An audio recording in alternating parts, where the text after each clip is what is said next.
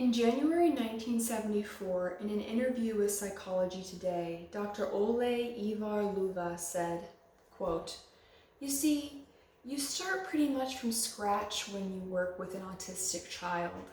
You have a person in the physical sense. They have hair, a nose, a mouth, but they are not people in the psychological sense. One way to look at the job of helping autistic kids is to see it as a matter of constructing a person. You have the raw materials, but you have to build the person," end quote. This statement was made in 1974 by Dr. Ole Ivar Luvas, the creator of ABA therapies. ABA therapy, or applied behavioral analysis, is the most common therapy for autism, as well as the most controversial.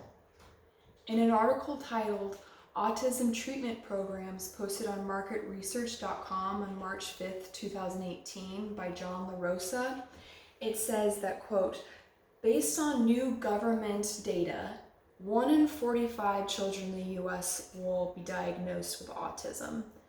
Revenues of ABA programs are estimated to generate 1.8 billion in revenues this year," end quote. Today, I'm going to persuade you that ABA therapy is abuse. I'm going to do this by first discussing the problems associated with ABA therapy, the causes of these problems, and then I will offer solutions to this issue.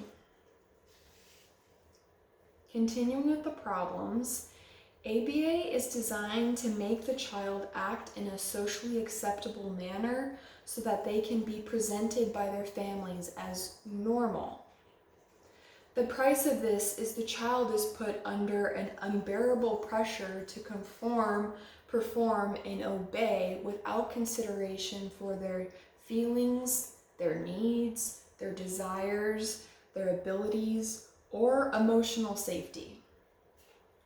Heightened pressure, anxiety, and helplessness, especially being exposed to this therapy, can often lead to PTSD.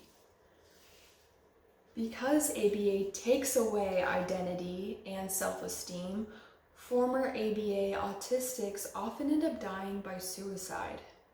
Furthermore, ABA can lead to a lifetime of autistics not being able to decipher the difference between authorized abuse and unauthorized abuse. In a case study published on January 2nd, 2018, titled "Evidence of Increased PTSD Symptoms in Autistics Exposed to ABA" by Henry Kupferstein, it says that, quote, "Nearly half of ABA exposed autistics met the diagnostic threshold for PTSD. Later, the study also says, quote, "Respondents exposed to ABA were 86% more likely to meet PTS criteria than respondents who were not exposed to ABA therapies," end quote. The causes of this problem are many, but I'll cover two. One of the main causes of this problem is individuals' internalized ableism.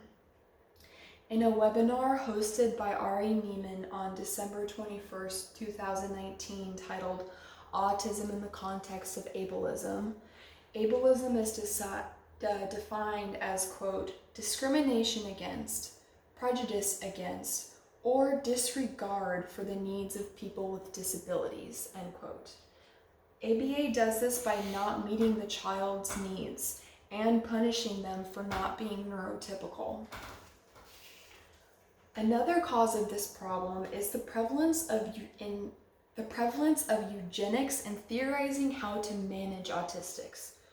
On February 1st, 2017, Ari Neiman published an article titled "Autism and the Disability Community," which reflects on, quote, "the way the media talks about instances in which parents kill their autistic children is the media and certain parents presented as a story around lack of services, whereas autistics view it as a common culture ideology that it's better to be dead than to be disabled.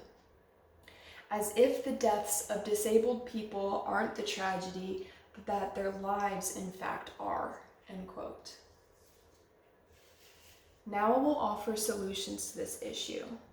Firstly, a call for the federal government to put a national ban on current ABA therapies in order to secure unalienable rights for autistics. Secondly, you can help autistics by questioning your own internalized ableism and listen to autistic people. Today, I have persuaded you that ABA therapy is abuse. I have done this by addressing the problems that result from this abuse, the cause of this problem, and offered possible solutions. I hope that the next time autistics tell you about their experience, you'll listen. It could very well save someone's life.